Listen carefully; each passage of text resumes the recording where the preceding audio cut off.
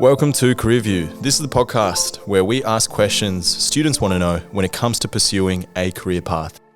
I'm your host, Minderoo Foundation, and each episode I'll ask questions on behalf of students across the country from secondary schools and universities what they want to know when it comes to pursuing their dream job. Now, for today's episode, we'll be asking our top questions that have been submitted by students on our Career View website who have an interest in becoming a lawyer. Now, to answer these very interesting questions, I'm joined by 26-year-old in-house lawyer Ben Manifold, where he currently works at an investment group called Tattarang and also volunteers for a non-for-profit organisation called the Minderoo Foundation. Despite his significant involvement in the industry and within the local community, becoming a lawyer for Ben was not his first option. He has a very interesting journey, so let's hear from him.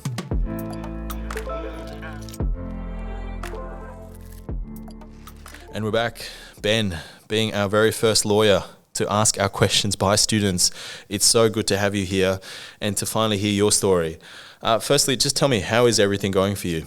Mate, it's going well. It's been a busy day, but just got back from a bit of annual leave where I went up to Carragini, Exmouth, so that was awesome. Went lovely. up there camping and so, refreshed, ready to get back into it. You look relaxed and ready to go, so I'm glad we got you here. So jumping into our questions asked by students, the first question that we have for you is, have you always been passionate about law? I think the pretty simple answer is no. You know, when I was in year 9, I wasn't looking at the Australian Financial Review wondering what law firms were dominating the charts. But, I guess when I did those co-curriculars in high school, that was where I started to engage with the law and see how it played out in our society. And then as I learnt more about that and saw how the law intersects with different parts of our society, whether that be the business world, the community world, the sporting world, whatever the case may be, that's where I actually started to really develop that passion and see how the law could be used to enter a lot of those different spaces. Yeah, so the follow-up from here is Ben understanding, at what point would you say was that full realisation, and maybe at what age as well, would you say like, okay, I'm pretty set on this? Yeah, well, I think, when I was in high school, there was an inkling there. There was a slight understanding of what that all looked like, but it was really only when I got to my postgraduate studies, which was when I was 21, 22, that I really started to develop that real passion and interest in the goings on in my industry, and so it definitely wasn't something that came very early for me. Next question that we have for you is, what are the essential prerequisites that you need to become a lawyer, essentially? And this could be just academic prerequisites and standard things that you might need to get into university, but then as well, what are the general prerequisites that are maybe not mentioned that are required to explore this journey? Yeah. Well, look, I mean, there's obviously certain academic prerequisites, but I try not to focus on those too much because the reality is there's actually always alternate paths that you can take. So it's very easy to say, oh, well, you need a 96 ATAR to get into postgraduate law at, UWA where I studied, for example. But the reality is that I didn't get that ATAR and I got in based on my undergraduate marks and holding a certain weighted average mark, WAM, across my undergraduate degree, which is how I got into the postgraduate course. So there's always different approaches, but that's on the academic side. On the practical side, I think there is certain prerequisites. You've got to enjoy reading. If you don't enjoy reading, you're not going to like being a lawyer. And you've got to have some of those skills regarding, time management, attention to detail, interpersonal skills, a lot of these soft skills that we talk about that, to be honest, are relevant across all professions. Oh, absolutely. Interestingly enough, you said there's multiple options to get where you want to be, especially in the area of law. How did that work for you, that you took your weighted average mark and that was still sufficient for you to get through? Can you explain to us a little bit how that worked for you? Yeah, that's right. So at least here in WA, you've sort of got two options to get into the postgraduate law studies, and that's whether you get a direct entry or whether you get in based on your undergraduate marks. You also, when I went through, had to do a separate test as well as your marks from your undergrad, and so that was the option. But I know even some other universities that offer undergraduate law, they do it as a Bachelor of Laws. You can get in as well based on your school marks. So there's so many different approaches, and often you can do an honours year to increase your WAM. You can there's so many different. You can do a diploma. There's a lot of different ways to get into it. So I just tend to not try and emphasise too much those academic prerequisites, because if it is something that you end up being really passionate about and you have that commitment, there's often an alternate path that you can pursue. Sometimes it is, the passion is there, but the marks may be slipping, and that may be because you're not really good at an exam pressure, or you're not good with your assignments, all kinds of variety of reasons. But ultimately what you're saying is that if you have the passion, you can find multiple pathways, more than just one. That's right, and the hard work. It's not just the passion, it's also the hard work. And so it doesn't mean that you can slack off, obviously, but it means that you don't have to put too much pressure on yourself to get. The good example for me was that direct entry pathway. It's just not the only pathway, and a lot of people stress themselves out to no end in year 12 trying to achieve that, when the reality was they could have not done that and ended up with the same end result. Interesting there, Ben. Next question that we have for yourself is, what options did you consider for selecting a university? It's a great question. I looked at a lot of different options when I was finishing high school. I looked at the different universities here in WA. I looked at some universities interstate, and actually even some universities overseas. And I think the thing that I was really looking for when I was choosing which university I wanted to go to was what job opportunities were going to be on the other side of the degrees that I was looking to pursue, talking to people that I knew that were doing that degree or attending that university. And I was really lucky to have a broad network of people based on my co-curricular engagements. I knew people a few years ahead of me, which is really important in terms of having those mentors 2 and 3 to 5 years ahead of you, not just people that are well into their profession, but actually just a few years ahead of you. And so talking to those people was something that I weighed very heavily in terms of deciding what university I wanted to go to. It's such a great insight to communicating with your peers or with your friends who are maybe doing it a little bit down the track to get that feedback. Next question that we have for you, Ben, is how intense is the study during university? And can you give us a real honest answer with this? So I think the simple answer is it depends. It depends on the way that you want to engage with your university studies. You can pour infinite amount of time into your university studies, be in the library, from dawn till dusk every single day, and you're going to do really well, obviously, because of the hard work that you're putting in. On the flip side, probably my approach was making sure that I was getting the absolute essentials done, but making sure that I was able to also get some good work experience, focus on my co-curriculars, these other elements of my life. So I think in terms of how intense is the study during university, it's what you make of it, but it definitely is a high commitment degree to do, a law degree, and particularly actually talking about other universities that perhaps have an abridged law degree that you complete it in a shorter amount of time, obviously has its benefits, but it probably does also mean that it's a more intense study workload for those abridged courses. So that's in terms of thinking about selecting a university, that's another thing to think about. Oh, absolutely. And coming back to your experience, and you try to adopt a very balanced lifestyle, having your social aspects as well. But even with that, what was the normal study hours looking like for you? Was that all day? Was that a 9 to 5? How many hours and how intense did it require in terms of the commitment to really understanding and studying law? It's a great question. I mean, I think in terms of putting a number on it, the best way to think about it is similar to a full-time job. 9 to 5 is a decent starting point, because if you're studying 4 units a semester, which is the standard course load, and that's going to mean that for my degree at least, that you would complete your master's degree over 3 years, what that looks like is perhaps 5 hours a week of lectures for each unit, and then 1 to 2 hours, say 2 hours of tutorials. So that's, the class time, that's what that looks like. So if you then go 7 times 4, 28 hours of in-class attendance is the absolute minimum, right? And then obviously you're doing reading and exam preparation, note-taking, all of those things outside of those hours. So you can probably add on another 10 to 15 hours outside of class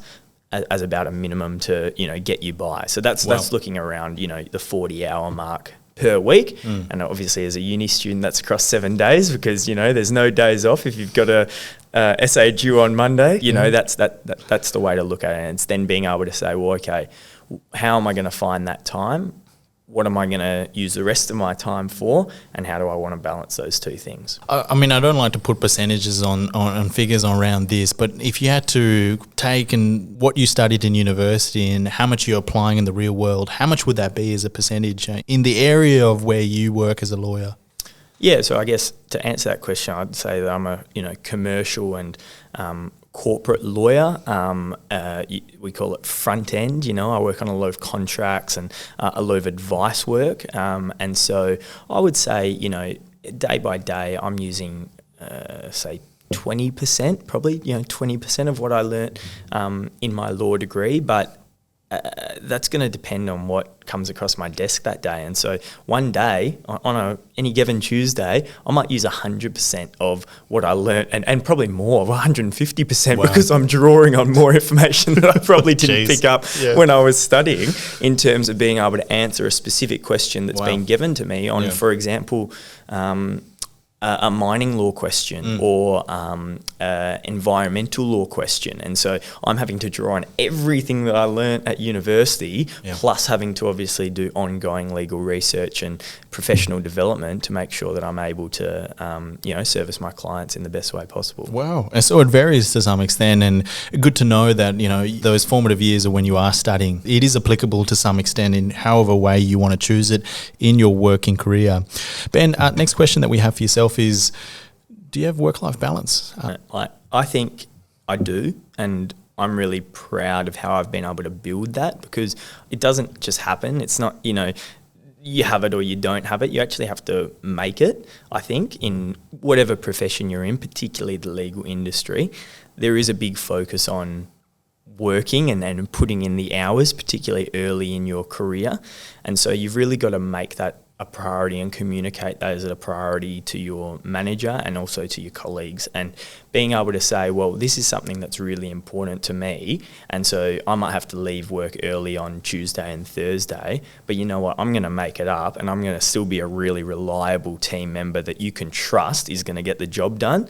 I think that's really where it matters. So it's not just about saying, give me. It's a give and take situation, but you've also got to be really clear with yourself about what matters to you, what your priorities are, and then being able to communicate that in a respectful and reliable way. I think that's how you have good work-life balance. And that's really great that you've been able to establish that. But many of the students that we had survey questions from is that this perception, being a lawyer, requires these insane amount of hours. You're working, ridiculous hours. You may struggle with the work-life balance. You may not have a social life. Is that all just a bit of a false perception in some case? Look, I hate to say it depends, but it really does. I think there's certain jobs, there's certain employers, there's certain managers, even at the personal level, that are going to have a certain perception of what work-life balance looks like, and that might be very different to your own. So that's where choosing a job that you where there's the same expectation and there's that same level, that culture of respect and communication becomes really, really important. Look, I'm not going to sit here and say that it's not a hard-working job. It is, and it really can be. And, you just have to read the papers to see some recent examples of where law graduates, first and second year law graduates were worked really, really hard. Now, the firms where that happened, they're addressing that because there was sort of, put out there to not be the way that really you should be working Wow. in 2022 because of the mental health issues that come with that level of stress and workload. Of course. But, you know, it is something that exists within our industry, something we need to keep reflecting on and saying, well, how do we balance? Because the flip side of hard work and stress is client expectations, and the fact that our clients are doing remarkable work and need things done very quickly and very well, which takes a lot of time. And so that's the flip side, right? So how do you balance those two things as well? And I think as an industry, we just need to get better at that. And you can see examples where we are. And so hopefully by the time that your listeners finish their law degrees, there's been a cultural shift in that way. But yeah, it's something that we all need to keep working on. No, really good to know, Ben. Next question that we have, and this one is another popular question that we had, is how did you find a job? Like, what was your process in terms of finding a job for you that really meted your requirements? Yeah, it's a great question, and you know, I think there's so many different ways that you can get a job now, particularly in today's world, you know, where you can apply for a job from so many different sources. I mean, let's go back 10 years and tell someone that they're going to apply for their job on LinkedIn. You know, nobody would have had any idea what you were talking about. Yeah. So I think, you know, there's so many different ways now. I think the broad sort of lesson that I learnt during my law studies was the importance of work experience, making sure that as I went through my studies, I wasn't just focusing on getting good grades and only focusing on my studies, making sure that I was actually getting that work experience alongside that was going to mean that when I got to the end of my degree, or, you know, 1 year out from the end of my degree, I was able to tell a really good story about the skills that I'd developed in the workplace as well as at my university. And so my first job out of university, you know, it was something that was unrelated to lawyering, but was at a law firm. And so I was doing data entry. That's the example, right? But that was my foot in the door. And then I was able to talk to some of the lawyers and say, hey, this is what I'm interested in. This is what I'd like to do. This is how I think I could add value here. And by proving my skills in a different area, I was able to get another opportunity to actually do some lawyering, which then that was my first opportunity, which then turned into another opportunity at a different firm, which turned into another opportunity. And then once you've got 3, you know, experiences under your belt, you're able to tell a better story than when you have 0. So I think it's really that first, you know, we often talk to people and they're saying, you know, well, how do I say I've got experience if I don't have any experience? And that's where, whether it's volunteering, whether it's taking a different angle, working a different skill that, you know, you've got that maybe isn't directly relevant, that's where you can get some of that experience. That's a really good point you highlighted, Ben, especially the fact that there is so much competition as well. I mean, if you think of how many students that you're also studying law with you, everyone's competing for a job. So looking at different ways, and like what you've just said, you worked at a law firm, you're doing data entry. Even though that's not exactly what a lawyer does, you were able to see an opportunity in terms of spreading that further. And I think that's important for listeners out there in terms of finding a job. It's not a one-step process. You might need to consider different options and be, in some cases, what you've done, been very clever about how you go about it. That's spot on. And look, I think also that there's an equity piece here as well, in the sense that volunteering your time is something that not everybody's got the opportunity to do, because whether they're a parent, whether they're you know, coming from a lower socioeconomic background, or whether they just don't have the time to be able to do that. There's so many reasons why you might not be able to volunteer, which other students may have the sort of privilege to do. And so we've got to keep that in mind, but more and more firms are starting to see that and starting to see, okay, well, we're not getting the bigger pool here. We're only tapping into this smaller pool of people. So there's starting to be more opportunities. And I think law, really fortunately, in terms of studying law, is one of the opportunities where a lot of the work experience that you do in your postgraduate law degree, you actually get paid for. And that's quite different to many, many other professions and industries where a lot of the work experience that you do is unpaid. Wow. And so that's just one example as well that sort of distinguishes a postgraduate law degree from other postgraduate degrees. That's not always the case, but I think it's fair to say that it's definitely more the case than most other industries. Next question that we have for you is, what is the starting salary range when you finish out straight out of university, and what's the highest they can go? Luckily enough, I've actually got a very clear answer to this question because I just recently got sent the salary guide for Western Australian lawyers. So the answer to the question is your first year out of studying a law degree, between 0 and 2 years experience, the salary range that you can get at a law firm is 55,000 to 90,000 Australian dollars. And in an in-house role, that's 65,000 to 100,000, and that's from 0 to 2 years experience. Once you on the flip side of the coin, what's the highest that I could earn? I'm obviously a long way away from that, but as a partner in a law firm, the range is anywhere from $250,000 to up to $3 million plus. So wow. there's a really high ceiling, but the thing to keep in mind is that there's a lot of other things that you're going to have to sacrifice along the way to get to that level. And in my area of law, I work as an in-house lawyer, so I work for a company as a lawyer.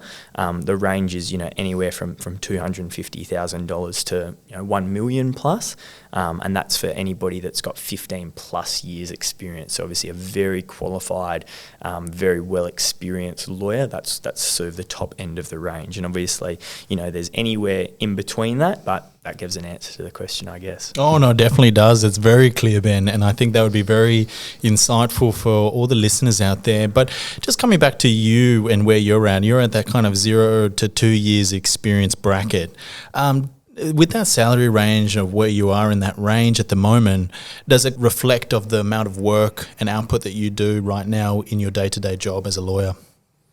It's a good question. I mean, look, everything's relative, isn't it? There's people in different industries that are working a lot harder than me and not getting paid anywhere near the same. You talk about nurses, teachers, aged care workers, so everything's relative. We can never say that it's directly, hours to dollars. It's just not the way it is. But, I think the lucky thing for me is that at my position, I'm 2 years out of law school.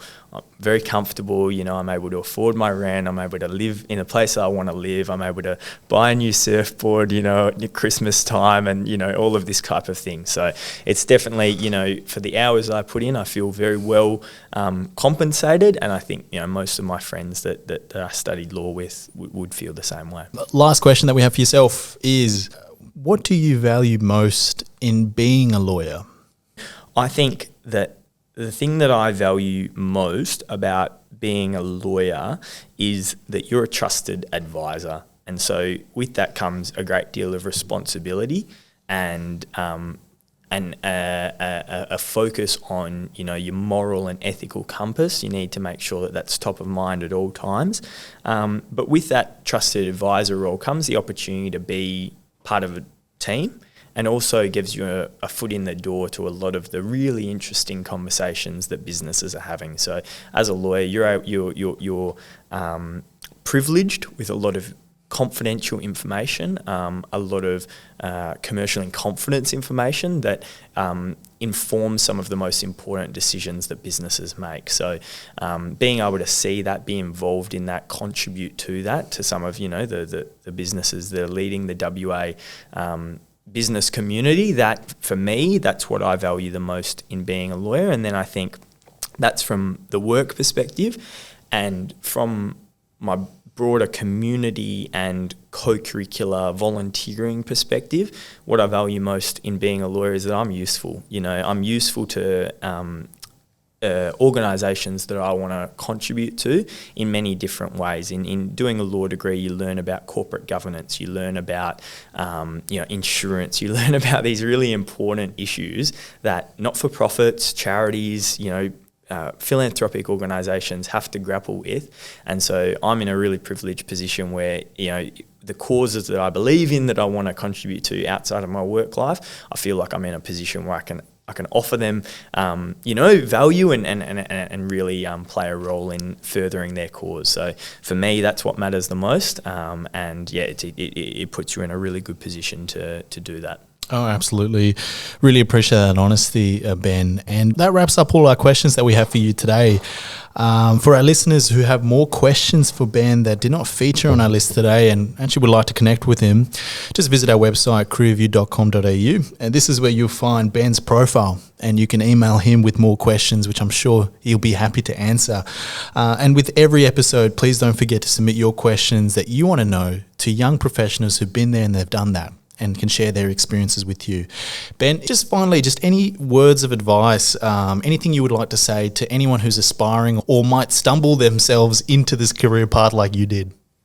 Yeah, look, I think being honest with yourself and doing something that you really believe in and are passionate about, that's the most important thing. And the hard thing is we don't always know that at the time, and it's really hard to know that when you're in high school. But for me, one way of developing that was, as I say before, talking to people that were either studying or working in the industries that I was interested in, hearing about what their day-to-day looks like, and focusing on that. I think that's going to give you the best chance of learning what you are passionate about, learning what you want to do, because here in Australia we're really blessed that we have the opportunity to often choose what we want to do, particularly if you're looking to study at university. The world's your oyster, and so there's a lot of really good opportunities for you, but knowing what you're passionate about and what motivates you, what's going to get you out of bed, I think is the most important thing. It's been a pleasure, mate. Thanks for being here. Thanks, Nirajit. Appreciate it, mate.